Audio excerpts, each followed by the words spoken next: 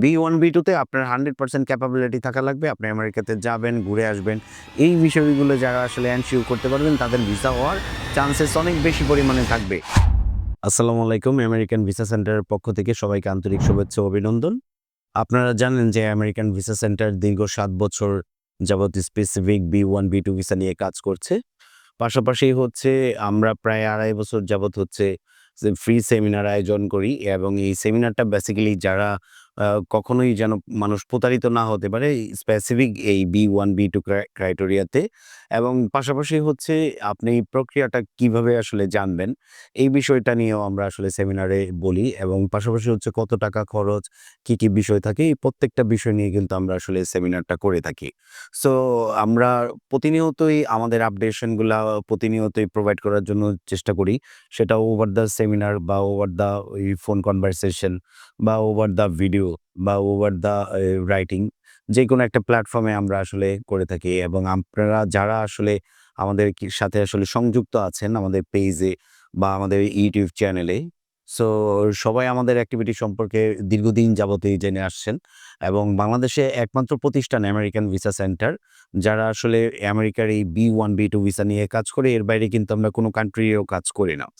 আপনারা সকলে জানেন। বাট অনেকেরই আসলে ধারণা যে আসলে কিভাবে ভিসা হয় বা কিভাবে ভিসার প্রক্রিয়াটা করতে হয়, নানা রকম কনফিউশন থাকে। আমরা প্রত্যেকটা কনফিউশন নিয়ে কাজ করছি এবং এটা একটু ধীর গতিতে।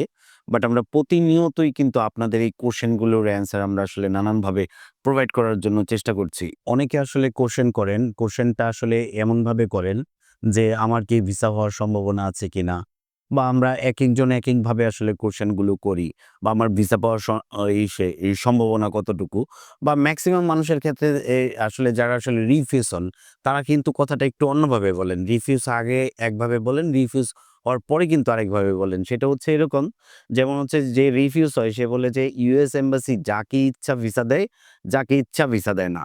বাট আমি সবসময় এই বড় একটা জিনিস বলি, বাট ইউএস এম্বাসি কোনো ভিসা অফিসার সে কিন্তু ইচ্ছার কোনো আসলে জব করেন না। যে যাকে ইচ্ছা হলো ভিসা দিল, যাকে ইচ্ছা হলো ভিসা দিল না। বাট এরকম কিন্তু অ্যাকচুয়ালি বিষয় না। বাট এটা আমরা আবেগপ্রবণ মানুষ, যার কারণে আমরা আবেগের বশে এরকম বলতে থাকি। বাট অ্যাকচুয়ালি কিন্তু বিষয় এটা না। বাট এই বিষয়টাকে আমাদের বুঝতে হবে। বাট আমি যদি একটা এক্সাম্পল দেই, আপনি ১০,০০০ দরিদ্র মানুষ যদি ইউএস এম্বাসিতে ফেস করে একজনও ভিসা হওয়ার কোনো ধরনের সুযোগ নেই, তাহলে তাদের ব্যাপারে কি একজন ভিসা অফিসারের কি ইচ্ছা হতে পারে না? বাট বিষয়টা এরকম। বা আবার অনেকেই কিন্তু এসে কোয়েশ্চেন করেন আমাদের হচ্ছে এরকম যে ইউএস এম্বাসি কাকে আসলে ভিসা দিবে এবং কে গিয়ে থেকে যাবে এটা কিন্তু দেখলেই তারা আসলে বুঝতে পারে।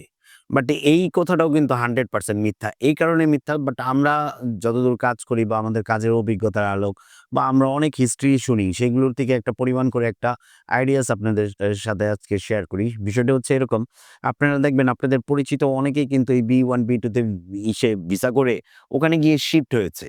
বা কোনো একটা ক্রাইটেরিয়ায় সে তার ভিসার স্ট্যাটাসটা পরিবর্তন করেছে। বাট সে যে গিয়ে থেকে যাবে এটা ইউএস এম্বাসি বুঝে নাই। সো ইউএস এম্বাসির আসলে এরা সিক্স সেন্স এর উপরে বেস করে আসলে ভিসা প্রোভাইড করে।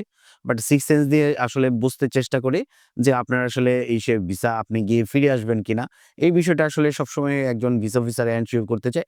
বাট দরিদ্র মানুষের ক্ষেত্রে কিন্তু এইগুলা এনশিওর করা যাবে না।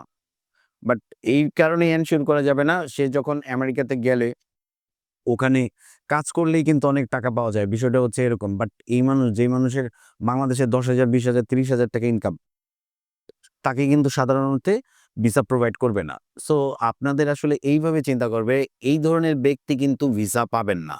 যাদের প্রোফাইল ভেরি লো তাদের আসলে এপ্লাই না করাটা বেটার। সো আপনার প্রোফাইল যত বেশি বেটার হবে, অনেকের আসলে ধারণা থাকে যে আমি আসলে অনেক কান্ট্রি ঘুরলে হয়তোবা আমার ভিসা পাওয়ার চান্সেস অনেক বেশি থাকবে। বাট চান্সেস আসলে কোনটাই আসলে ফাইনালি বলা যাবে না যে কোন ক্রাইটেরিয়ায় আপনি দাঁড়ালে বা কোন স্ট্যাটাসে আপনি থাকলেই আপনাকে ভিসা দিবে। অনেক ধনী শিল্পপতি তারাও কিন্তু অনেকে ভিসা পাচ্ছেন না। তারা গিয়ে থাকবেন না। কখনোই থাকার সম্ভাবনা নেই। সো তাদেরও কিন্তু অনেকের ভিসা হচ্ছে না। বাট ইউএস এম্বাসিকে বলি আমরা সবসময় আনপ্রেডিক্টেবল। বাট আনপ্রেডিক্টেবল এরও কিন্তু একটা ক্রাইটেরিয়া আছে। আনপ্রেডিক্টেবল মানে এরকম কোনো আনপ্রেডিক্টেবল না যে আপনার কোনো সোর্স অফ ইনকাম নাই, আপনার বয়স 40, বাট আপনাকে ভিসা দিয়ে দিবে, আপনার কোনো স্ট্যাটাস নাই, সো আপনাকে ভিসা দিয়ে দিবে। এইটা মনে করা আসলে একেবারেই ভুল ধারণা। স্পেসিফিক যদি একটা ক্রাইটেরিয়া নিয়ে বলি সেটা হচ্ছে B1 B2। B1 B2 তে আপনার 100% ক্যাপাবিলিটি থাকা লাগবে। আপনি আমেরিকাতে যাবেন, ঘুরে আসবেন। এই বিষয়গুলো যারা আসলে এনশিওর করতে পারবেন তাদের ভিসা হওয়ার চান্সেস অনেক বেশি পরিমাণে থাকবে।